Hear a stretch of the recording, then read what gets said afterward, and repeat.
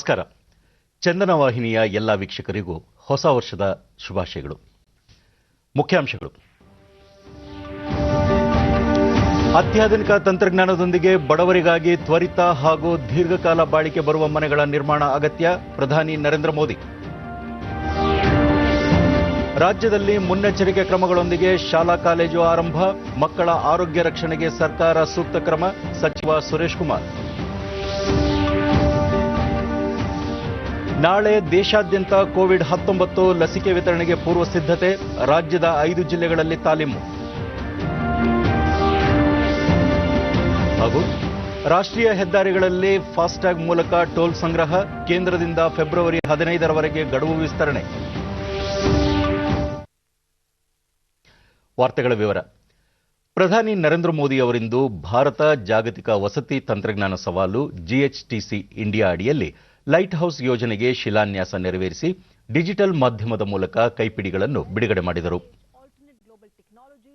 Material and processes in the construction sector for the first time in the country. Speaking on the occasion, Prime Minister Modi said that these 6 projects will give a new direction to housing projects in the country. ಇಂದು ಉದ್ಘಾಟಿಸಲಾದ ವಸತಿ ಯೋಜನೆಗಳು ದೇಶದ ಪೂರ್ವ, ಪಶ್ಚಿಮ, ಉತ್ತರ, ದಕ್ಷಿಣದ ರಾಜ್ಯಗಳನ್ನು ಒಳಗೊಂಡು ಒಕ್ಕೂಟ ವ್ಯವಸ್ಥೆಗೆ ಉತ್ತಮ ಉದಾಹರಣೆಯಾಗಿದ್ದು, ನಿರ್ಮಾಣ ಕ್ಷೇತ್ರಕ್ಕೆ ಹೊಸ ದಿಕ್ಕು ನೀಡಲಿದೆ ಎಂದರು. ಬಡವರಿಗೆ ಕಟ್ಟುವ ಮನೆಗಳು ಶೀಘ್ರ ಪೂರ್ಣಗೊಳ್ಳಬೇಕು, ಸುಸ್ಥಿರವಾಗಿ ದೀರ್ಘಕಾಲ ಬಾಳಿಕೆ ಬರುವಂತಿರಬೇಕು. ಈ ನಿಟ್ಟಿನಲ್ಲಿ ಜಾಗತಿಕ ವಸತಿ ತಂತ್ರಜ್ಞಾನ ಸವಾಲು ಆರಂಭಿಸಲಾಗಿದೆ ಎಂದರು.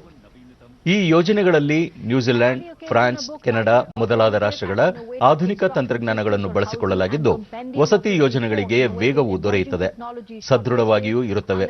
6 ತಾಣಗಳಲ್ಲಿ 1 ವರ್ಷದಲ್ಲಿ ಈ ರೀತಿಯಲ್ಲಿ 1,000 ಮನೆ ನಿರ್ಮಿಸಲಾಗುವುದು ಎಂದರು.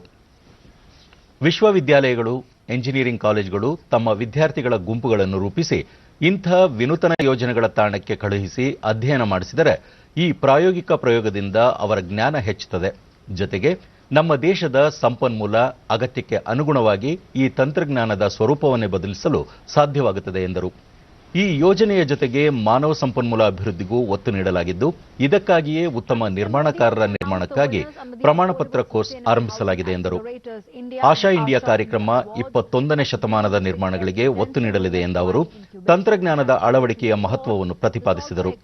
ಬಡವರಿಗಾಗಿ ನಿರ್ಮಿಸುತ್ತಿರುವ ಮನೆಗಳ ವಿಚಾರದಲ್ಲಿ ಪಾರದರ್ಶಕತೆ ಕಾಪಾಡಲಾಗುತ್ತಿದೆ, ಇದರಲ್ಲೂ ತಂತ್ರಜ್ಞಾನ ನೆರವಿಗೆ ಬಂದಿದೆ ಎಂದರು.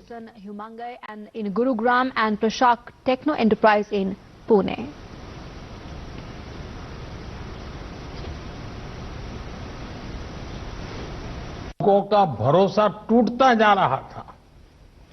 जीवन भर की पूंजी लगाकर घर खरीद तो लिया, पैसे तो जमा कर दिए, लेकिन घर कागज पर ही रहता था. घर मिल जाएगा इसका भरोसा नहीं रह गया था. कमाई होने के बावजूद भी अपनी जरूरत भर का घर खरीद पाएंगे, इसका भरोसा भी डगमगा गया था. वजह क्योंकि कीमतें इतनी ज्यादा हो गई थी. एक और भरोसा जो टूट गया था वो ये कि क्या कानून हमारे साथ देगा कि नहीं देगा. अगर बिल्डर के साथ कोई झगड़ा हो गया, मुसीबत आ गई, तो ये भी एक चिंता का विषय था. हाउसिंग सेक्टर की ये स्थिति हो गई थी कि किसी गड़बड़ी की स्थिति में सामान्य व्यक्ति को ये भरोसा ही नहीं था कि कानून उसके साथ खड़ा होगा. और साथियों, इन सब से वो किसी तरह निपटकर आगे बढ़ना भी चाहता था. तो बैंक की ऊंची ब्याज, कर्ज मिलने में होने वाली मुश्किलें उसके और इन सपनों को फिर एक बार नीचे पस्त कर देती थी. आज मुझे संतोष है कि बीते 6 वर्षों में देश में जो कदम उठाए गए हैं, उसने एक सामान्य मानवी का, खास करके मेहनतकश मध्यम वर्गीय परिवार का ये भरोसा लौटाया है कि उसका भी अपना घर हो सकता है, अपना मालिकी का घर हो सकता है। अब देश का फोकस है गरीब और मध्यम वर्ग की जरूरतों पर। अब देश ने प्राथमिकता दी है में तेजी लाने के लिए विश्व में उपलब्ध नवीनतम एवं तीव्र निर्माण तकनीकों को पहचानकर मुख्य धारा में लाना है, ताकि देश में आवास निर्माण क्षेत्र के वर्तमान इकोसिस्टम को सुदृढ़ किया जा सके। जीएचटीसी इंडिया के 3 घटक हैं। कंस्ट्रक्शन टेक्नोलॉजी इंडिया एक्सपो कम कर इन्हें 6 व्यापक श्रेणियों में बांटा गया। इनमें से उत्कृष्ट तकनीकों का चयन कर 6 शहरों से अलग अलग तकनीकों के उपयोग से लाइट हाउस प्रोजेक्ट्स का निर्माण किया जा रहा है। इन प्रोजेक्ट्स में प्रत्येक जगह लगभग 1000 मकानों का निर्माण किया जाएगा। प्रीकास्ट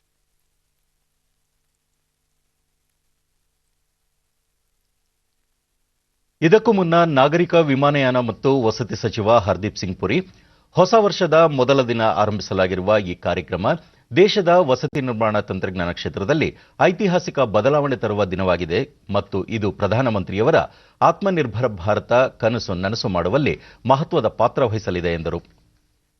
ವರ್ಚುವಲ್ ಮೂಲಕ ಉತ್ತರ ಪ್ರದೇಶ, ಜಾರ್ಖಂಡ್, ಮಧ್ಯಪ್ರದೇಶ, ಗುಜರಾತ್, ಆಂಧ್ರಪ್ರದೇಶ ಮತ್ತು ತಮಿಳುನಾಡಿನ ರಾಜ್ಯಪಾಲರು ಮತ್ತು ಮುಖ್ಯಮಂತ್ರಿಗಳು ಉಪಸ್ಥಿತರಿದ್ದರು. ಇದೇ ಸಂದರ್ಭದಲ್ಲಿ ಕೈಗೆಟುಕುವ ದರದ ಭಾರತದ ಸುಸ್ಥಿರ ವಸತಿ ವೇಗವರ್ಧಕಗಳ ವಿಜೇತರನ್ನು ಘೋಷಿಸಿದರು. ಜೊತೆಗೆ ಪ್ರಧಾನಮಂತ್ರಿ ವಸತಿ ಯೋಜನೆ ನಗರ ಅಭಿಯಾನದ ವಾರ್ಷಿಕ ಪ್ರಶಸ್ತಿಗಳನ್ನು ಪ್ರದಾನ ಮಾಡಿದರು. ನವಾರಿತಿ ಅಂದರೆ ಹೊಸ, ಕೈಗೆಟುಕುವ, ಮೌಲ್ಯೀಕರಿಸಿದ ಭಾರತೀಯ ವಸತಿಗಾಗಿ ಸಂಶೋಧನಾ ನಾವೀನ್ಯತೆ ತಂತ್ರಜ್ಞಾನಗಳು ಎಂಬ ಹೆಸರಿನ ನವೀನ ನಿರ್ಮಾಣ ತಂತ್ರಜ್ಞಾನಗಳ ಪ್ರಮಾಣಪತ್ರ ಕೋರ್ಸ್ ಮತ್ತು ಜಿಎಚ್ಟಿಸಿ ಇಂಡಿಯಾ ಮೂಲಕ ಗುರುತಿಸಲಾದ 54 ನವೀನ ವಸತಿ ನಿರ್ಮಾಣ ತಂತ್ರಜ್ಞಾನಗಳ ಸಂಗ್ರಹವನ್ನು ಪ್ರಧಾನಿ ಬಿಡುಗಡೆ ಮಾಡಿದರು. ಇಂದಿನಿಂದ ರಾಜ್ಯದಲ್ಲಿ ಭೌತಿಕ ಶೈಕ್ಷಣಿಕ ಚಟುವಟಿಕೆಗಳು ಆರಂಭವಾಗಿವೆ. ಎಸ್ಎಸ್ಎಲ್ಸಿ ಮತ್ತು ದ್ವಿತೀಯ ಪಿಯುಸಿ ತರಗತಿಗಳು ಪ್ರಾರಂಭವಾಗಿದ್ದು, ಪ್ರಾಥಮಿಕ ಮತ್ತು ಪ್ರೌಢಶಿಕ್ಷಣ ಸಚಿವ ಎಸ್ ಸುರೇಶ್ ಕುಮಾರ್ ಹಲವು ಶಾಲೆಗಳಿಗೆ ಭೇಟಿ ನೀಡಿ ವಿದ್ಯಾರ್ಥಿ ಸಮುದಾಯದಲ್ಲಿ ಆತ್ಮಸ್ಥೈರ್ಯ ತುಂಬಿದರು. ಬೆಂಗಳೂರು ಹೊರವಲಯದ ಹೊನ್ನಾನಗರ, ಚಂದಾಪುರ, ಆನೇಕಲ್ನ ಹಲವು ಶಾಲೆಗಳಿಗೆ ಅವರು ಭೇಟಿ ನೀಡಿ ಖುದ್ದು ಪರಿಶೀಲನೆ ನಡೆಸಿದರು.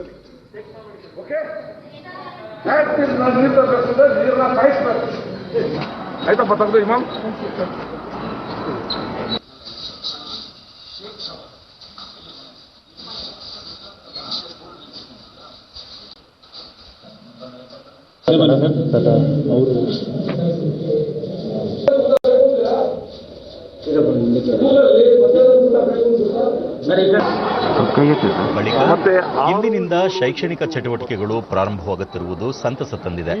ವಿದ್ಯಾರ್ಥಿಗಳು ಶಾಲೆಗಳತ್ತ ಸಂಭ್ರಮದಿಂದ ಹೆಜ್ಜೆ ಇಡುತ್ತಿದ್ದಾರೆ.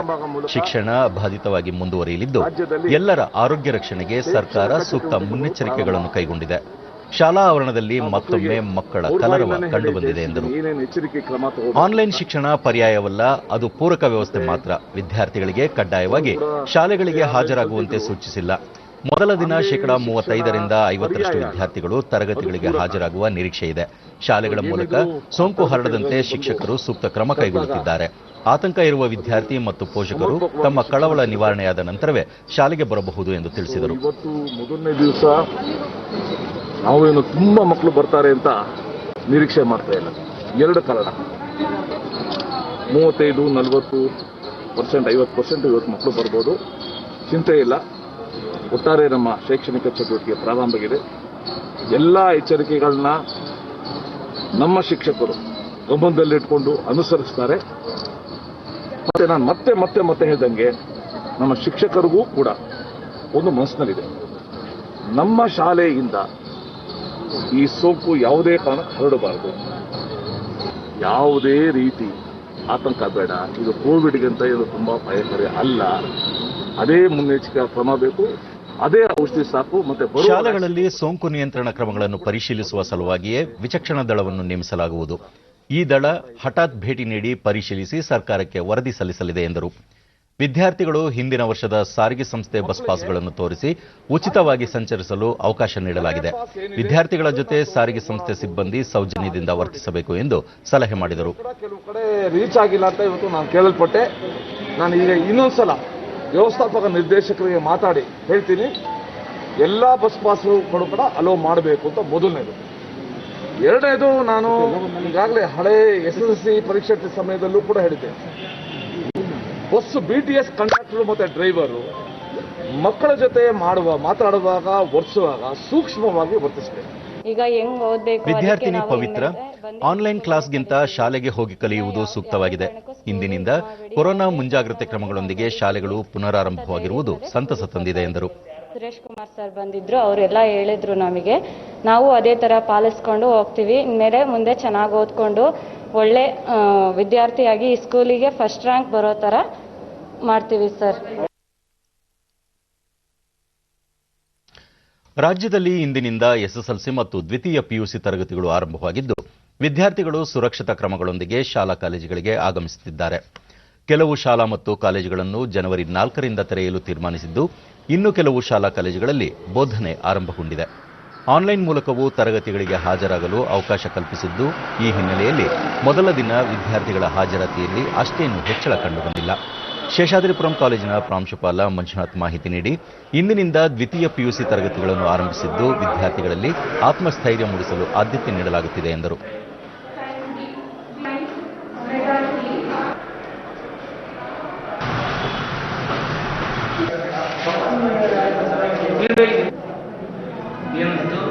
ಸೊ ಇದನ್ನು ನಮ್ಮ ರಾಜ್ಯ ಸರ್ಕಾರದ ಆದೇಶದಂತೆ 10th ಮತ್ತು PUC ಕ್ಲಾಸಸ್ನ ಸ್ಟಾರ್ಟ್ ಮಾಡಬೇಕು ಅಂತ ತಿಳಿಸಿರೋದ್ರಿಂದ ನಾವು ನಮ್ಮ ಕಾಲೇಜಿನಲ್ಲಿ ಸೆಕೆಂಡ್ PU ಕ್ಲಾಸಸ್ನ ಇವತ್ತಿಂದ ಶುರು ಮಾಡ್ತಾ ಇದ್ದೀವಿ. ಈ ಒಂದು ಸಂದರ್ಭದಲ್ಲಿ ಮಕ್ಕಳಿಗೆ ಏನೇನು ಪ್ರಿಕಾಷನರೀಸ್ ತಗೋಬೇಕು ರಾಜ್ಯ ಸರ್ಕಾರ ವಿದ್ಯಾರ್ಥಿ ಸೆಬಾಸ್ಟಿನ್, ಆನ್ಲೈನ್ ತರಗತಿಗಳಿಗಿಂತ ಆಫ್ಲೈನ್ ತರಗತಿಗಳು ಹೆಚ್ಚು ಪ್ರಯೋಜನಕಾರಿ, ಹಾಗಾಗಿ ಕಾಲೇಜಿಗೆ ಆಗಮಿಸಿದ್ದಾಗಿ ಹೇಳಿದರು. social distancing with each other. We have to take every precaution given by college and follow the every instructions. We have to be safety. We have to take care of our own health and we have to take care of others' health. I'm eager to come back to my college, meet my teachers back, study well. Offline classes are more effective than online classes. I couldn't understand anything in online classes, so I decided to come offline. ಮತ್ತೋರ್ವ ವಿದ್ಯಾರ್ಥಿ Puneeth, online ತರಗತಿಗಳಿಂದ ಸಂಶಯಗಳು ನಿವಾರಣೆಯಾಗುವುದಿಲ್ಲ ಎಂದರು. ತುಂಬ ಖುಷಿ ಆಗ್ತಿದೆ ಒಂದು ಇದರಲ್ಲಿ, ಯಾಕಂದರೆ board exam ಇದೆ, ತುಂಬ ಕಷ್ಟ ಆಗ್ತಿತ್ತು ಆನ್ಲೈನ್ ಕ್ಲಾಸಲ್ಲಿ ಓದೋಕ್ಕೆ. ಆನ್ಲೈನ್ ಕ್ಲಾಸಲ್ಲಿ ಓದೋದು ಅಷ್ಟು ಈಸಿ ಅಲ್ಲ, ಯಾಕಂದರೆ ನೆಟ್ವರ್ಕ್ ಪ್ರಾಬ್ಲಮ್ಸ್ ಇರುತ್ತೆ. ಅದರಿಂದ ಆನ್ಲೈನ್ ಕ್ಲಾಸ್ ಬಂದು ಆಫ್ಲೈನಲ್ಲಿ ಓದಿರೋದು ಖುಷಿ ಆಗ್ತದೆ. ಸಿಬ್ಬಂದಿ ಮುನಿಯಪ್ಪ, ಸರ್ಕಾರದ ಮಾರ್ಗಸೂಚಿಗಳನ್ನು ಪಾಲಿಸಲು ವಿಶೇಷ ಒತ್ತು ನೀಡಲಾಗಿದೆ ಎಂದು ತಿಳಿಸಿದರು. ಗೌರ್ಮೆಂಟ್ ಏನು ರೂಲ್ಸ್ ಇದೆಯೋ ಆ ಗೈಡ್ಲೈನ್ಸನ್ನು 100% ಫಾಲೋ ಮಾಡ್ತಾ ಇದ್ದೀವಿ. ಸೊ ನಾವು ಇಷ್ಟು ದಿವಸ ಆನ್ಲೈನ್ ಕ್ಲಾಸಸ್ ಮಾಡ್ತಾ ಇದ್ವಿ. ಈಗ ಇವತ್ತು ಗೌರ್ಮೆಂಟ್ ಪರ್ಮಿಷನ್ ಕೊಟ್ಟಿದೆ. ಆ ಹುಡುಗರಿಗೆ ಏನೇನು ಪ್ರಿಕಾಷನರಿ ಮೆಷರ್ಸ್ ಬೇಕೋ ಅದನ್ನೆಲ್ಲ ಫಾಲೋ ಮಾಡ್ತಾ ಇದ್ದೀವಿ ನಾವು. ಮಲ್ಲೇಶ್ವರದ 18ನೇ ಕ್ಲಾಸ್ನ ಪದವಿ ಪೂರ್ವ ಕಾಲೇಜು ಪ್ರಾಂಶುಪಾಲ ರತ್ನಾಕರ ಶೆಟ್ಟಿ ಬೆಳಗ್ಗೆ ವಾಣಿಜ್ಯ ತರಗತಿಗಳನ್ನು ನಡೆಸುತ್ತಿದ್ದು, ಮಧ್ಯಾಹ್ನ ಕಲೆ ಮತ್ತು ವಿಜ್ಞಾನ ತರಗತಿಗಳನ್ನು ತೆಗೆದುಕೊಳ್ಳಲಾಗುತ್ತಿದೆ ಎಂದರು. ಪಾಲಿಸಿಕೊಂಡು ದೈಹಿಕ ಅಂತರವನ್ನು ಕಾಪಾಡುವಂಥದ್ದು, ಮಾಸ್ಕ್ ಹಾಕುವಂಥದ್ದು, ಸ್ಯಾನಿಟೈಸರ್ ಮಾಡುವಂಥದ್ದು, ಈ ಎಲ್ಲ ನಿಯಮಗಳನ್ನು ಪಾಲಿಸ್ತಾ ಇದ್ದೇವೆ. ಹಾಗೆ ಇನ್ನು ಇವತ್ತು ಈಗ ಸುಮಾರು ವಿದ್ಯಾರ್ಥಿಗಳು ಬಂದಿದ್ದಾರೆ ನಮ್ಮ ಕಾಲೇಜಿಗೆ, ಇನ್ನು ಕೂಡ ಬರ್ತಾರೆ. ಹಾಗೆ ತರಗತಿಗಳು ಚೆನ್ನಾಗಿ ನಡ್ಕೊಂಡು ಹೋಗ್ಲಿಕ್ಕೆ ಹೆಚ್ಚು ವಿದ್ಯಾರ್ಥಿಗಳು. ಶಿಕ್ಷಣ ಇಲಾಖೆಯ ಉಪನಿರ್ದೇಶಕರೊಬ್ಬರು ಮಾತನಾಡಿ, ಎಲ್ಲೆಡೆ ಉತ್ತಮ ಸ್ಪಂದನೆ ದೊರೆಯುತ್ತಿದೆ. ತಾವು ಹಲವು ಕಾಲೇಜುಗಳಿಗೆ ಭೇಟಿ ನೀಡಿದ್ದು, ಸುರಕ್ಷತೆಗೆ ಪ್ರಧಾನ ಆದ್ಯತೆ ನೀಡಿರುವುದು ಕಂಡುಬಂದಿದೆ ಎಂದರು. ಸುಮಾರು ಸಾವಿರಾರು ವಿದ್ಯಾರ್ಥಿಗಳಿದ್ದಾರೆ. ಪ್ರಥಮ PUCಯಲ್ಲಿ 900 ವಿದ್ಯಾರ್ಥಿಗಳಿದ್ದಾರೆ, ದ್ವಿತೀಯ PUCಯಲ್ಲಿ 700 ವಿದ್ಯಾರ್ಥಿಗಳಿದ್ದಾರೆ. ಸೊ ಇಲ್ಲಿ ಈ ಎಲ್ಲ ಅಚ್ಚುಕಟ್ಟಾಗಿ ಮೊನ್ನೆಯಿಂದನೂ ನಾವು ಕಳೆದ ವಾರದಿಂದನೂ ಇಲ್ಲಿ ಎಲ್ಲ ವ್ಯವಸ್ಥೆಗಳನ್ನು ಮಾಡಿದ್ದೇವೆ. ಮೊನ್ನೆ ಮಂತ್ರಿಯವರು ಸಹ ಇಲ್ಲಿ ಬಂದಿದ್ದು ನೋಡಿ ಚೆನ್ನಾಗಿ ಭರವಸೆ. ಕೋವಿಡ್-19 ಸೋಂಕಿನಿಂದಾಗಿ ಕಳೆದ ಹಲವು ತಿಂಗಳಿಂದ ಮುಚ್ಚಲ್ಪಟ್ಟಿದ್ದ ಶಾಲಾ ಕಾಲೇಜುಗಳು ಹೊಸ ವರ್ಷದ ಆರಂಭದೊಂದಿಗೆ ರಾಜ್ಯಾದ್ಯಂತ ಉತ್ಸಾಹದಿಂದ ಮತ್ತೆ ಆರಂಭವಾಗಿವೆ. ದೀರ್ಘಕಾಲದ ಬಳಿಕ ಶಾಲೆಗೆ ಬಂದ ಮಕ್ಕಳಲ್ಲೂ ಉತ್ಸಾಹ ಮತ್ತು ಕುತೂಹಲ ಎದ್ದು ಕಾಣುತ್ತಿತ್ತು. ಧಾರವಾಡ ಜಿಲ್ಲೆಯಲ್ಲಿ ಶಾಲೆಗೆ ಆಗಮಿಸಿದ ಮಕ್ಕಳನ್ನು ಜಿಲ್ಲಾಧಿಕಾರಿ ನಿತೀಶ್ ಪಾಟೀಲ್ ಗುಲಾಬಿ ಹೂವು ನೀಡಿ ಸ್ವಾಗತಿಸಿದರು. ಹೆಚ್ಚಿನ ಶ್ರದ್ಧೆ ವಹಿಸಿ ಕಲಿಕೆಯಲ್ಲಿ ತೊಡಗುವಂತೆ ಮಕ್ಕಳಿಗೆ ಕಿವಿಮಾತು ಹೇಳಿದರು.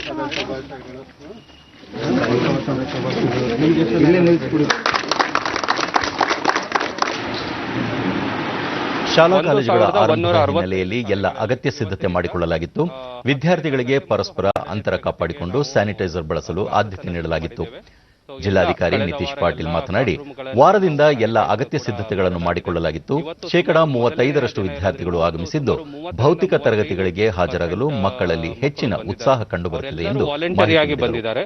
ಆಮೇಲೆ ಅವರ ಎಲ್ಲ ತಂದೆ ತಾಯಿಗಳ ಅನುಮತಿಯನ್ನ ಪಡೆದು ಬಂದಿದ್ದಾರೆ. ಮಕ್ಕಳ ಆರೋಗ್ಯವನ್ನು ನಾವು ಮುಖ್ಯವಾಗಿ ಇಟ್ಟುಕೊಂಡು ಅವರಿಗೆ ಏನೇನು ಆನ್ಲೈನ್ ಕ್ಲಾಸಸ್ಗಳಲ್ಲಿ ಏನು ಆಗಲ್ಲ ಅಂದ್ರೆ ಅದು ತಿಳಿಸಿ ಹೇಳೋದಕ್ಕೆ ಸ್ವಲ್ಪ ಕಷ್ಟ ಆಗುತ್ತೆ, ಅವೆಲ್ಲ ಆಫ್ಲೈನ್ ಕ್ಲಾಸಸ್ ಅಲ್ಲಿ ಹೇಳ್ತೇವೆ. ಮನೆಯಲ್ಲಿ ಯಾರಿಗಾದರೂ ಶೀತ. ವಿಜಯಪುರ ಜಿಲ್ಲೆಯಲ್ಲೂ ವಿದ್ಯಾರ್ಥಿಗಳು ವಿಶ್ವಾಸದಿಂದ ಶಾಲಾ ಕಾಲೇಜುಗಳಿಗೆ ಆಗಮಿಸಿದರು. ಇಲ್ಲಿನ ಶಾಲೆಗಳಲ್ಲಿ ಅಗತ್ಯ ಸುರಕ್ಷತಾ ಕ್ರಮಗಳನ್ನು ಕೈಗೊಳ್ಳಲಾಗಿತ್ತು. ಬಹುದಿನಗಳ ಬಳಿಕ ಶಾಲೆಗೆ ಬಂದ ಮಕ್ಕಳನ್ನು ಶಿಕ್ಷಕರು ಪ್ರೀತಿ ಮತ್ತು ಆಧಾರದಿಂದ ಸ್ವಾಗತಿಸಿದರು. ಶಿಕ್ಷಕ ಶಿವಾಜಿ ಕಾಯಕ್ವಾಡ್, ಸರ್ಕಾರದ ಆದೇಶದಂತೆ ಕೋವಿಡ್ ಸುರಕ್ಷತಾ ಕ್ರಮಗಳ ಜೊತೆಗೆ ಶಾಲೆ ತೆರೆದಿದ್ದೇವೆ. ಪಾಠದ ಜೊತೆಗೆ ಮಕ್ಕಳ ಆರೋಗ್ಯ ರಕ್ಷಣೆಗೂ ಹೆಚ್ಚಿನ ಆದ್ಯತೆ ನೀಡಲಾಗಿದೆ ಎಂದರು. ಅವರು ಆ ಪ್ರಕಾರನೇ ಮಕ್ಕಳಿಗೆ ಕಳಿಸಿದ್ದಾರೆ. ಎಲ್ಲ ರೀತಿಯಿಂದ ಕೋಆಪರೇಷನ್ ಆಗಿದೆ. ಸರ್ಕಾರದ ಒಳ್ಳೆಯ ನಿರ್ಧಾರ, ಮಕ್ಕಳ ಭವಿಷ್ಯಕ್ಕೋಸ್ಕರ ಸರ್ಕಾರ ಒಳ್ಳೆಯ ನಿರ್ಧಾರ ತಗೊಂಡಿದೆ. ವಿದ್ಯಾರ್ಥಿನಿ ಸೋನು ಪಾಟೀಲ್, ಮನೆಯಲ್ಲೇ ಕುಳಿತು ಬೇಸರವಾಗಿತ್ತು. ಹೊಸ ವರ್ಷದೊಂದಿಗೆ ಮತ್ತೆ ಕಾಲೇಜು ಆರಂಭವಾಗಿರುವುದು ನಮ್ಮ ಸಂತಸ ಹೆಚ್ಚಿಸಿದೆ ಎಂದು ತಿಳಿಸಿದರು. ನಾವು ಯಾವ ಥರ ಇಕ್ವಿಪ್ಮೆಂಟ್ಸ್ ತಗೋಬೇಕು, ಯಾವ ಥರ ಪ್ರಿವೆಂಟೇಷನ್ ಇಟ್ಕೋಬೇಕು, ಅದ್ರ ಬಗ್ಗೆ ಮಾಹಿತಿ ಕೊಟ್ಟಿದ್ದಾರೆ ಸರ್. ಬಳ್ಳಾರಿ ಜಿಲ್ಲೆಯಲ್ಲಿ ಶಾಲಾ ಕಾಲೇಜುಗಳಿಗೆ ಆಗಮಿಸಿದ ವಿದ್ಯಾರ್ಥಿಗಳನ್ನು ಜಿಲ್ಲಾ ಪಂಚಾಯಿತಿ ಕಾರ್ಯನಿರ್ವಹಣಾಧಿಕಾರಿ ನಂದಿನಿ ಅವರು ಗುಲಾಬಿ ಹೂ ನೀಡಿ ಪ್ರೀತಿಯಿಂದ ಸ್ವಾಗತಿಸಿದರು.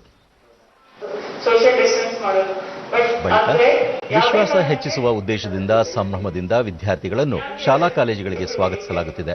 ಜಿಲ್ಲೆಯಲ್ಲಿ 3111 ಶಾಲೆಗಳು ಆರಂಭವಾಗಿವೆ. ಕಡ್ಡಾಯವಾಗಿ ಶಾಲೆಗೆ ಬರುವುದಕ್ಕೆ ವಿನಾಯಿತಿ ನೀಡಲಾಗಿದೆ. ಪೋಷಕರ ಒಪ್ಪಿಗೆ ಪಡೆದ ಮಕ್ಕಳು ಶಾಲೆಗೆ ಆಗಮಿಸುತ್ತಿದ್ದಾರೆ ಎಂದರು.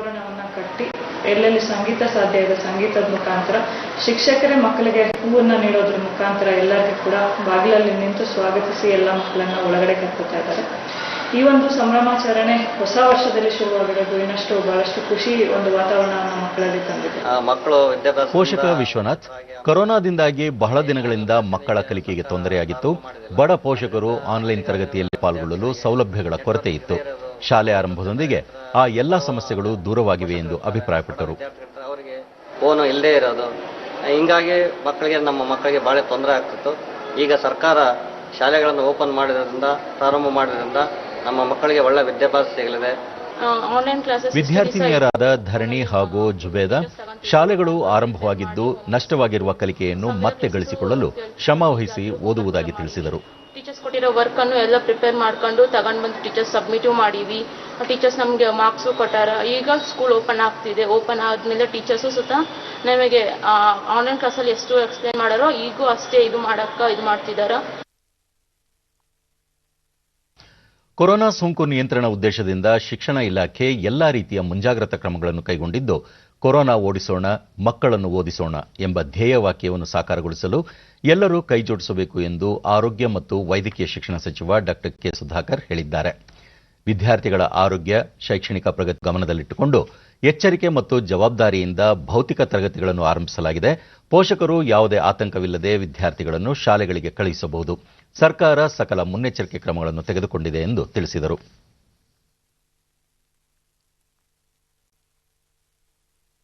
ದೇಶಾದ್ಯಂತ ಕೋವಿಡ್-19 ಲಸಿಕೆ ವಿತರಣೆ ಕುರಿತಂತೆ ಪೂರ್ವ ಸಿದ್ಧತೆಗಳು ಆರಂಭವಾಗಿವೆ. ವಿವಿಧ ರಾಜ್ಯಗಳು ಮತ್ತು ಕೇಂದ್ರಾಡಳಿತ ಪ್ರದೇಶಗಳಿಗೆ ಕೊರೋನಾ ಲಸಿಕೆ ನೀಡುವ ಪ್ರಕ್ರಿಯೆಯನ್ನು ಆರಂಭಿಸುವಂತೆ ಸೂಚಿಸಲಾಗಿದೆ. ಕೇಂದ್ರ ಆರೋಗ್ಯ ಇಲಾಖೆ ಕಾರ್ಯದರ್ಶಿ ರಾಜೀವ್ ಭೂಷಣ್ ನೇತೃತ್ವದಲ್ಲಿ ನಡೆದ ಸಭೆಯಲ್ಲಿ ಈ ಕುರಿತು ತೀರ್ಮಾನ ಕೈಗೊಳ್ಳಲಾಗಿದ್ದು, ಮಹಾರಾಷ್ಟ್ರ, ಆಂಧ್ರಪ್ರದೇಶ ಸೇರಿದಂತೆ ಕೆಲವು ರಾಜ್ಯಗಳಲ್ಲಿ ನಾಳೆಯಿಂದ ಲಸಿಕೆ ನೀಡುವ ಪೂರ್ವ ಪ್ರಯೋಗ ಆರಂಭಕ್ಕೆ ನಿರ್ಧರಿಸಲಾಗಿದೆ. ಲಸಿಕೆ ನೀಡಲು ರಾಷ್ಟ್ರಮಟ್ಟದಲ್ಲಿ 96,000 ಮಂದಿಗೆ ತರಬೇತಿ ನೀಡಲಾಗಿದ್ದು, ರಾಜ್ಯ ಮಟ್ಟದಲ್ಲಿ 20,360 ಜನರನ್ನು ತರಬೇತಿಗೊಳಿಸಲಾಗಿದೆ. ಜಿಲ್ಲಾ ಹಂತದಲ್ಲಿ 57,000ಕ್ಕೂ ಹೆಚ್ಚು ಮಂದಿಯನ್ನು ಪರಿಣಿತರನ್ನಾಗಿ ಮಾಡಲಾಗಿದೆ. ಕೋವಿಡ್-19 ಲಸಿಕೆಯನ್ನು ಪಡೆದುಕೊಳ್ಳುವ ಮೊದಲ ಹಂತದ ಫಲಾನುಭವಿಗಳ ಪಟ್ಟಿಯನ್ನು ಕೋವನ್ ತಾಣಕ್ಕೆ ಅಪ್ಲೋಡ್ ಮಾಡುವಂತೆ ಜಿಲ್ಲಾ ಕೇಂದ್ರಗಳಿಗೆ ಸೂಚನೆ ನೀಡಲಾಗಿದೆ. ದೆಹಲಿಯಲ್ಲಿ ಕೋವಿಡ್-19 ಲಸಿಕೆ ನೀಡಿಕೆಯ ಪೂರ್ವ ಪ್ರಯೋಗದ ಸಿದ್ಧತೆಗಳನ್ನು ಕೇಂದ್ರ ಆರೋಗ್ಯ ಮತ್ತು ಕುಟುಂಬ ಕಲ್ಯಾಣ ಸಚಿವ ಡಾ ಹರ್ಷವರ್ಧನ್ ಪರಾಮರ್ಶಿಸಿದರು. ತತ್ಸಂಬಂಧ ಇಂದು ನಡೆದ ಸಭೆಯಲ್ಲಿ ಅವರು ಎಲ್ಲಾ ಸಿದ್ಧತೆಗಳನ್ನು ಪೂರ್ಣಗೊಳಿಸುವಂತೆ ರಾಜ್ಯದ ಅಧಿಕಾರಿಗಳಿಗೆ ಸೂಚನೆ ನೀಡಿದರು. ಎಲ್ಲಾ ಸಿದ್ಧತೆಗಳನ್ನು ಮಾಡಿಕೊಳ್ಳಲಾಗಿದ್ದು, ಆಸ್ಪತ್ರೆಗಳು ಸನ್ನದ್ಧವಾಗಿವೆ ಎಂದು ಅಧಿಕಾರಿಗಳು ತಿಳಿಸಿದರು. ಪೂರ್ವ ಪ್ರಯೋಗ ಸಿದ್ಧತೆಯಿಂದ ಸಮಸ್ಯೆ ಇರುವ ಪ್ರದೇಶಗಳನ್ನು ಗುರುತಿಸಿ ಅದನ್ನು ಆರಂಭಿಕ ಹಂತದಲ್ಲೇ ಸರಿಪಡಿಸಲು ಅನುಕೂಲವಾಗುತ್ತದೆ ಎಂದು ಹರ್ಷವರ್ಧನ್ ತಿಳಿಸಿದರು. को अपलोड किया गया होगा और ಇದಕ್ಕೂ ಮುನ್ನ ಕೇಂದ್ರ ಸರ್ಕಾರ ಎಲ್ಲ ರಾಜ್ಯ ಮತ್ತು ಕೇಂದ್ರಾಡಳಿತ ಪ್ರದೇಶಗಳಿಗೆ ಸುಗಮ ಲಸಿಕೆ ನೀಡಿಕೆಯ ಕುರಿತಂತೆ ಸಮರ್ಥ ಸಿದ್ಧತೆ ಖಾತ್ರಿಪಡಿಸಲು ಸೂಚಿಸಿತ್ತು. ನಾಳೆ ದೇಶಾದ್ಯಂತ ಲಸಿಕೆ ಕಾರ್ಯಕ್ರಮದ ಪೂರ್ವ ಪ್ರಯೋಗ ಆರಂಭಗೊಳ್ಳಲಿದೆ.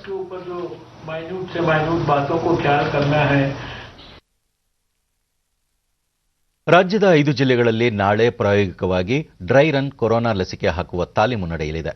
ಬೆಂಗಳೂರು ನಗರ, ಶಿವಮೊಗ್ಗ, ಕಲಬುರಗಿ, ಮೈಸೂರು ಮತ್ತು ಬೆಳಗಾವಿಯಲ್ಲಿ ಲಸಿಕೆ ವಿತರಣೆಗೆ ಸಿದ್ಧತೆ ಮಾಡಿಕೊಳ್ಳಲಾಗಿದೆ. ಜಿಲ್ಲಾ ಹಾಗೂ ತಾಲೂಕು ಮಟ್ಟದಲ್ಲಿ ತಲಾ 1 ಲಸಿಕಾ ಕೇಂದ್ರಗಳನ್ನು ತೆರೆಯಲಾಗಿದ್ದು ಲಸಿಕೆ ವಿತರಣೆ ಕಾರ್ಯ ನಡೆಯಲಿದೆ. ಹೈದರಾಬಾದ್ನ ಭಾರತ್ ಬಯೋಟೆಕ್ ಅಭಿವೃದ್ಧಿಪಡಿಸಿರುವ ಕೋವ್ಯಾಕ್ಸಿನ್ ಲಸಿಕೆಯ 2ನೇ ಹಂತದ ಪ್ರಯೋಗ ಯಶಸ್ವಿಯಾಗಿದ್ದು 3ನೇ ಹಂತದ ಪರೀಕ್ಷೆ ಬೆಂಗಳೂರಿನ ಖಾಸಗಿ ಆಸ್ಪತ್ರೆಯಲ್ಲಿ ನಡೆಸಲಾಗುತ್ತಿದೆ. 1200 ಜನರ ಮೇಲೆ ಪ್ರಯೋಗ ನಡೆಸಲು ಸಿದ್ಧವಾಗಿದ್ದು ಸ್ವಯಂ ಸೇವಕರಿಗೆ ಲಸಿಕೆ ನೀಡಲಾಗುತ್ತಿದೆ.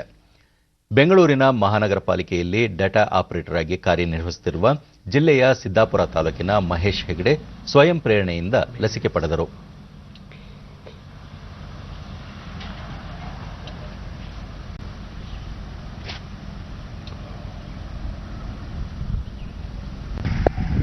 ಸಂಶೋಧನೆಯನ್ನ ಮಾಡ್ತಾ ಇದೆ. ಡಿಡಿ ನ್ಯೂಸ್ನೊಂದಿಗೆ ಮಹೇಶ್ ಹೆಗಡೆ, ನಾನು ಈಗಾಗಲೇ 2ನೇ ಹಂತದ ಕೋವ್ಯಾಕ್ಸಿನ್ ಪ್ರಯೋಗಕ್ಕೆ ಒಳಗಾಗಿದ್ದು 3ನೇ ಹಂತದ ಮೊದಲ ಡೋಸ್ ಪಡೆದುಕೊಂಡಿದ್ದೇನೆ. ನನ್ನ ಆರೋಗ್ಯ ಚೆನ್ನಾಗಿದೆ. ಈ ಪ್ರಯೋಗದಲ್ಲಿ ಭಾಗಿಯಾಗಿರುವುದು ಸಂತಸ ತಂದಿದೆ ಎಂದರು. 200 ಮಂದಿಗೆ ಈ 3ನೇ ಹಂತದ ಪ್ರಯೋಗ ಕೈಗೊಳ್ಳಲಿದ್ದು ಅದರಲ್ಲಿ ನಾನೂ ಸಹ ಒಬ್ಬನಾಗಿ ಭಾಗಿಯಾಗಿದ್ದೇನೆ. ಸ್ವಯಂ ಪ್ರೇರಿತವಾಗಿ ಈ ಕೊರೋನಾ ಪ್ರಯೋಗಾತ್ಮಕ ಲಸಿಕೆಯಲ್ಲಿ ನಾನು ಸಹ ಭಾಗಿಯಾಗಿದ್ದೇನೆ. ಈಗಾಗಲೇ ನಾನು 3ನೇ ಹಂತದ ಮೊದಲನೇ ಡೋಸ್ ಅನ್ನು ತೆಗೆದುಕೊಂಡಿದ್ದು ಕೋವ್ಯಾಕ್ಸಿನ್ ಎನ್ನುವ ಲಸಿಕೆ. ಮಹೇಶ್ ಹೆಗಡೆ ಸಹೋದರ ಗಣೇಶ್ ಹೆಗಡೆ ಈ ಬೆಳವಣಿಗೆಗೆ ಮೆಚ್ಚುಗೆ ವ್ಯಕ್ತಪಡಿಸಿದ್ದಾರೆ. ಕರ್ನಾಟಕದಿಂದ ಹಲವಾರು ವ್ಯಕ್ತಿಗಳು ತಮ್ಮದೇ ಆದ ಸ್ವ ಇಚ್ಛೆಯಿಂದ ಭಾಗವಹಿಸುತ್ತಿದ್ದು ನನ್ನ ಸಹೋದರನಾದಂತಹ ಬೆಂಗಳೂರಿನ ಉದ್ಯೋಗಿ ಆಗಿರುವಂತಹ ಮಹೇಶ್ ಹೆಗಡೆಯವರು ಸ್ವಪ್ರೇರಣೆಯಿಂದ ಭಾಗವಹಿಸಿದ್ದು 3ನೇ ಹಂತದ ಪ್ರಥಮ ಡೋಸ್ನ ಅನ್ನು ಪಡೆದುಕೊಂಡಿದ್ದು ಅವರು ಆರೋಗ್ಯದ ಮೇಲೆ ಯಾವುದೇ ದುಷ್ಪರಿಣಾಮ ಇಲ್ಲದೇ ಇರುವುದನ್ನು ಸಾಬೀತುಪಡಿಸಿದ್ದಾರೆ. ಇದು ನಮ್ಮಲ್ಲಿ ಸಂತೋಷವನ್ನ ತಂದುಕೊಟ್ಟಿದೆ. ಹಾಗೂ ಈ ಕೋವ್ಯಾಕ್ಸಿನ್ ಎನ್ನುವ ಲಸಿಕೆಯು ಅತ್ಯಂತ ಬೇಗನೆ ಜನರ ಕೈ ಸೇರಲಿ ಹಾಗೂ ಕೊರೋನಾ ರೋಗಕ್ಕೆ ಮುಕ್ತಾಯ ಆಗಲಿ ಅಂತ ಕೃಷಿಕ ಕಿಶೋರ್ ಮರಾಠೆ, ಮಹೇಶ್ ಹೆಗಡೆ ಪಡೆದಿರುವ ಕೊರೋನಾ ಲಸಿಕೆ ಯಶಸ್ವಿಯಾದರೆ ಎಲ್ಲರಿಗೂ ಉಪಯೋಗವಾಗುತ್ತದೆ ಎಂದು ತಿಳಿಸಿದರು. ಲಸಿಕೆಯನ್ನು ತಮ್ಮ ಮೇಲೆ ಸ್ವಪ್ರಯೋಗಕ್ಕೆ ತಗೊಂಡು ನಮಗೆಲ್ಲ ಸ್ಫೂರ್ತಿಯಾಗಿದ್ದಾರೆ. ಈ ಪ್ರಯೋಗ ಯಶಸ್ವಿ ಆದರೆ ಇದು ಎಲ್ಲರಿಗೂ ಉಪಯೋಗವಾಗುವಂಥದ್ದು. ಹಾಗಾಗಿ ನಾವು ಎಲ್ಲ ಯುವಕರು ಇವರಿಂದ ಪ್ರೇರಣೆ ತಗೊಂಡು ನಾವು ಈ ರೀತಿ ಒಳ್ಳೆಯ ಕಾರ್ಯದಲ್ಲಿ ಭಾಗವಹಿಸಬೇಕು. ಕೇಂದ್ರ ರಸ್ತೆ ಸಾರಿಗೆ ಮತ್ತು ಹೆದ್ದಾರಿ ಸಚಿವಾಲಯ ರಾಷ್ಟ್ರೀಯ ಹೆದ್ದಾರಿಗಳಲ್ಲಿ ಫಾಸ್ಟ್ಯಾಗ್ ಮೂಲಕ 100ಕ್ಕೆ 100ರಷ್ಟು ಟೋಲ್ ಸಂಗ್ರಹಿಸುವ ಗಡುವನ್ನು ಫೆಬ್ರವರಿ 15ರವರೆಗೆ ವಿಸ್ತರಿಸಿದೆ. ಈ ಮುನ್ನ ಭಾರತೀಯ ರಾಷ್ಟ್ರೀಯ ಹೆದ್ದಾರಿ ಪ್ರಾಧಿಕಾರ ಇಂದಿನಿಂದಲೇ ಟೋಲ್ಗಳಲ್ಲಿ ಸಂಪೂರ್ಣವಾಗಿ ನಗದು ವಹಿವಾಟು ನಿಲ್ಲಿಸಲು ಮತ್ತು ಫಾಸ್ಟ್ಯಾಗ್ ಮೂಲಕವೇ ಹಣ ಸಂಗ್ರಹಿಸಲು ಗಡುವು ವಿಧಿಸಿತ್ತು. ಪ್ರಸಕ್ತ ಹೆದ್ದಾರಿಗಳಲ್ಲಿ ಫಾಸ್ಟ್ಯಾಗ್ ಪಾಲು 75% 80ರಷ್ಟಿದ್ದು ರಾಷ್ಟ್ರೀಯ ಹೆದ್ದಾರಿ ಪ್ರಾಧಿಕಾರ ಮುಂದಿನ ತಿಂಗಳು 15ರೊಳಗೆ 100ಕ್ಕೆ 100ರಷ್ಟು ಟೋಲ್ ಸಂಗ್ರಹಣೆಯನ್ನು ಖಾತ್ರಿಪಡಿಸಲು ನಿಯಂತ್ರಣ ಅಗತ್ಯಗಳನ್ನು ಪಡೆದುಕೊಳ್ಳಬಹುದು ಎಂದು ಎನ್ಎಚ್ಎಐಗೆ ನೀಡಿರುವ ಸೂಚನೆಯಲ್ಲಿ ಸಚಿವಾಲಯ ತಿಳಿಸಿದೆ. ಟೋಲ್ ಪ್ಲಾಜಾಗಳಲ್ಲಿ ಎರಡೂ ಬದಿಗಳಲ್ಲಿ 1 ಲೇನ್ ಹೊರತುಪಡಿಸಿ ಉಳಿದೆಲ್ಲ ಲೇನ್ಗಳನ್ನು ಫಾಸ್ಟ್ಯಾಗ್ಗೆ ಮೀಸಲಾದ ಮಾರ್ಗಗಳಾಗಿ ಮಾಡಲಾಗಿದ್ದು ಫಾಸ್ಟ್ಯಾಗ್ ಇಲ್ಲದೆ ಯಾವುದೇ ವಾಹನ ಈ ಲೇನ್ ಪ್ರವೇಶಿಸಿದರೆ ಟೋಲ್ ಶುಲ್ಕದ ದುಪ್ಪಟ್ಟು ದರ ನೀಡಬೇಕಾಗುತ್ತದೆ.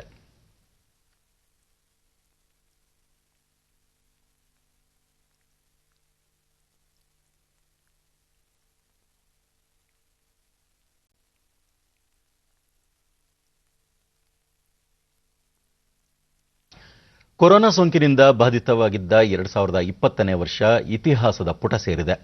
2021ರ ಹೊಸ ಕಿರಣ ಭೂಮಿಯನ್ನು ಸ್ಪರ್ಶಿಸಿದ್ದು ಎಲ್ಲೆಡೆ ಹೊಸ ಆಶಯ ಭರವಸೆಯೊಂದಿಗೆ ಹೊಸ ವರ್ಷವನ್ನು ಸ್ವಾಗತಿಸಲಾಗಿದೆ. ಹೊಸ ಕ್ಯಾಲೆಂಡರ್ ವರ್ಷ ಎಲ್ಲರಲ್ಲೂ ಸಂತಸ ಸಮೃದ್ಧಿ ತರಲಿ ಎಂದು ಪರಸ್ಪರ ಶುಭ ಹಾರೈಸಿಕೊಳ್ಳುತ್ತಿರುವ, ಶುಭ ಸಂದೇಶಗಳನ್ನು ವಿನಿಮಯ ಮಾಡಿಕೊಳ್ಳುತ್ತಿರುವ ದೃಶ್ಯ ಸಾಮಾನ್ಯವಾಗಿದೆ. ಹಲವು ಪ್ರಮುಖ ಪ್ರದೇಶಗಳಲ್ಲಿ ನಿಷೇಧಾಜ್ಞೆ ನಡುವೆಯೂ ಬಾಣ ಬಿರುಸುಗಳೊಂದಿಗೆ ಹೊಸ ವರ್ಷವನ್ನು ಬರಮಾಡಿಕೊಳ್ಳಲಾಗಿದೆ. ಹಿಂದಿನ ವರ್ಷಗಳಂತೆ ಈ ಬಾರಿ ಹೆಚ್ಚಿನ ಸಂಭ್ರಮ ಕಂಡುಬಂದಿಲ್ಲ.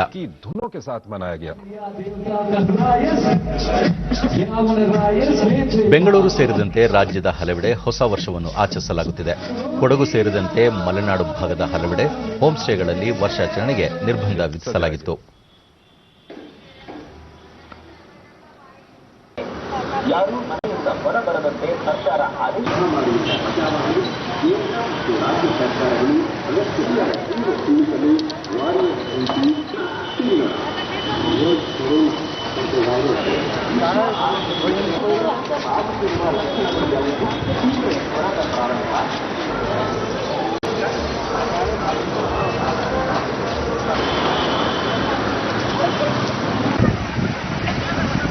ಕರಾವಳಿ ತೀರ ಪ್ರದೇಶಗಳಲ್ಲೂ ಕಠಿಣ ನಿಯಮಾವಳಿಗಳನ್ನು ರೂಪಿಸಲಾಗಿತ್ತು.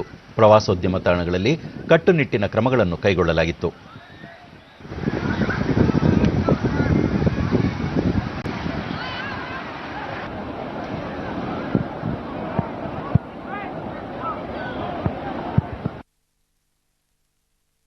ಚಿಕ್ಕಬಳ್ಳಾಪುರ ಜಿಲ್ಲೆಯ ನಂದಿ ಗಿರಿಧಾಮಕ್ಕೆ ಪ್ರವೇಶ ನಿರ್ಬಂಧಿಸಲಾಗಿತ್ತು.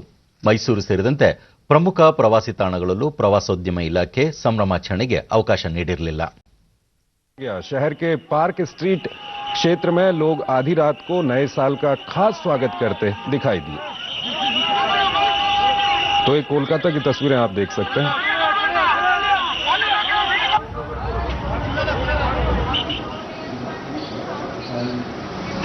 और ये तस्वीरें हैं दिल्ली, ಮುಂಬೈ, ದೆಹಲಿ, ಅಹಮದಾಬಾದ್, ಚೆನ್ನೈ ಮತ್ತಿತರ ಪ್ರದೇಶಗಳಲ್ಲಿ ಹೊಸ ವರ್ಷವನ್ನು ಬರಮಾಡಿಕೊಳ್ಳಲಾಗಿದೆ. ಕೊರೋನಾ ಸೋಂಕು ನಿಯಂತ್ರಣ ಕ್ರಮಗಳ ನಡುವೆ ಸಾಂಸ್ಕೃತಿಕ ಕಾರ್ಯಕ್ರಮಗಳನ್ನು ಸಹ ಆಯೋಜಿಸಲಾಗಿತ್ತು.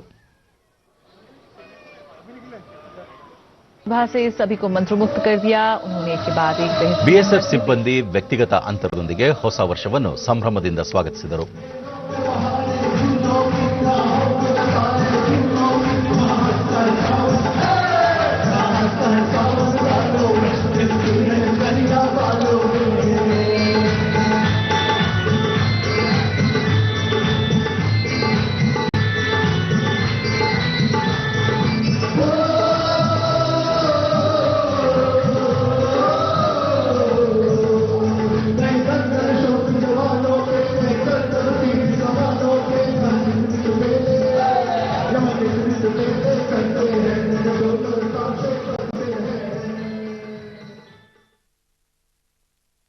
ಹೊಸ ವರ್ಷದ ಸಂದರ್ಭದಲ್ಲಿ ಕಾಶಿಯಲ್ಲಿ ಆಯೋಜಿಸಿದ್ದ ಗಂಗಾ ಆರತಿ ಆಕರ್ಷಣೀಯವಾಯಿತು.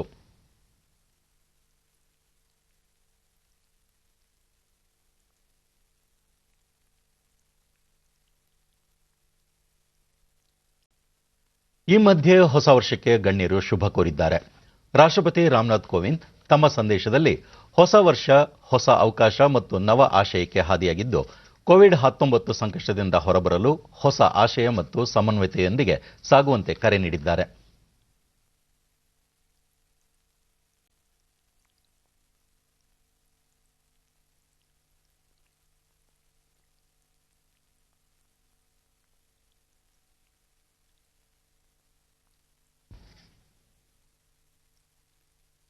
ಪ್ರಧಾನಿ ನರೇಂದ್ರ ಮೋದಿ ತಮ್ಮ ಟ್ವೀಟ್ ಸಂದೇಶದಲ್ಲಿ ಹೊಸ ವರ್ಷ ದೇಶದ ಜನತೆಗೆ ಉತ್ತಮ ಆರೋಗ್ಯ, ಸಂತಸ, ಸಮೃದ್ಧಿ ತರಲಿ, ಭರವಸೆಯ ಸ್ಫೂರ್ತಿ ಮೂಡಲಿ ಎಂದು ಹೇಳಿದ್ದಾರೆ. ಕೇಂದ್ರ ವಾರ್ತಾ ಮತ್ತು ಪ್ರಸಾರ ಖಾತೆ ಸಚಿವ ಪ್ರಕಾಶ್ ಜಾವಡೇಕರ್ 2021ನೇ ವರ್ಷ ಯಶಸ್ಸಿನ ಶಿಖರಕ್ಕೆ ಏರುವಂತೆ ಮಾಡಲಿ ಎಂದು ಹಾರೈಸಿದ್ದಾರೆ.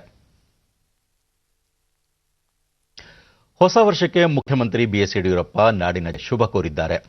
ಜನರ ಆರೋಗ್ಯದ ಹಿತದೃಷ್ಟಿಯಿಂದ ಕೊರೋನಾ ವಿರುದ್ಧದ ಮುನ್ನೆಚ್ಚರಿಕೆಯಾಗಿ ಈ ಬಾರಿ ಬಹಿರಂಗ ಸಂಭ್ರಮಾಚರಣೆಗಳಿಂದ ದೂರವಿರಿ, ಮಾಸ್ಕ್ ಧರಿಸಿ, ವೈಯಕ್ತಿಕ ಅಂತರ ಕಾಯ್ದುಕೊಂಡು ಸುರಕ್ಷತಾ ಮಾರ್ಗಸೂಚಿಗಳನ್ನು ಕಡ್ಡಾಯವಾಗಿ ಪಾಲಿಸಿ ಸರ್ಕಾರದೊಂದಿಗೆ ಸಹಕರಿಸುವಂತೆ ಮನವಿ ಮಾಡಿದ್ದಾರೆ.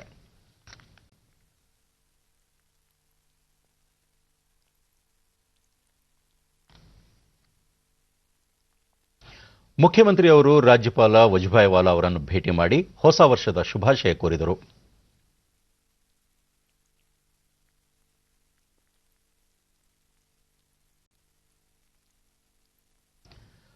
ರಾಜ್ಯದ ನೂತನ ಮುಖ್ಯ ಕಾರ್ಯದರ್ಶಿ ಪಿ ರವಿಕುಮಾರ್ ಯಡಿಯೂರಪ್ಪ ಅವರನ್ನು ಭೇಟಿಯಾಗಿ ಹೂಗುಚ್ಛ ನೀಡಿ ಶುಭ ಕೋರಿದರು.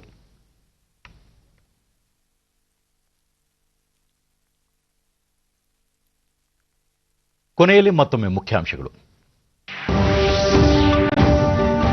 ಅತ್ಯಾಧುನಿಕ ತಂತ್ರಜ್ಞಾನದೊಂದಿಗೆ ಬಡವರಿಗಾಗಿ ತ್ವರಿತ ಹಾಗೂ ದೀರ್ಘಕಾಲ ಬಾಳಿಕೆ ಬರುವ ಮನೆಗಳ ನಿರ್ಮಾಣ ಅಗತ್ಯ, ಪ್ರಧಾನಿ ನರೇಂದ್ರ ಮೋದಿ. ರಾಜ್ಯದಲ್ಲಿ ಮುನ್ನೆಚ್ಚರಿಕೆ ಕ್ರಮಗಳೊಂದಿಗೆ ಶಾಲಾ ಕಾಲೇಜು ಆರಂಭ, ಮಕ್ಕಳ ಆರೋಗ್ಯ ರಕ್ಷಣೆಗೆ ಸರ್ಕಾರ ಸೂಕ್ತ ಕ್ರಮ, ಸಚಿವ ಸುರೇಶ್ ಕುಮಾರ್. ನಾಳೆ ದೇಶಾದ್ಯಂತ ಕೋವಿಡ್-19 ಲಸಿಕೆ ವಿತರಣೆಗೆ ಪೂರ್ವ ಸಿದ್ಧತೆ, ರಾಜ್ಯದ 5 ಜಿಲ್ಲೆಗಳಲ್ಲಿ ತಾಲೀಮು. ಹಾಗೂ ರಾಷ್ಟ್ರೀಯ ಹೆದ್ದಾರಿಗಳಲ್ಲಿ ಫಾಸ್ಟ್ಯಾಗ್ ಮೂಲಕ ಟೋಲ್ ಸಂಗ್ರಹ, ಕೇಂದ್ರದಿಂದ ಫೆಬ್ರವರಿ 15ರವರೆಗೆ ಗಡುವು ವಿಸ್ತರಣೆ. ನಮ್ಮ ವಾರ್ತಾ ಪ್ರಸಾರವನ್ನು ನೀವು ಡಿಡಿ ಚಂದನ ನ್ಯೂಸ್ ಯೂಟ್ಯೂಬ್ ಚಾನೆಲ್ನಲ್ಲೂ ವೀಕ್ಷಿಸಬಹುದು. ನಮ್ಮ ಮುಂದಿನ ವಾರ್ತಾ ಪ್ರಸಾರ ಸಂಜೆ 7 ಗಂಟೆಗೆ ಡಿಡಿ ಚಂದನದಲ್ಲಿ. ನಮಸ್ಕಾರ.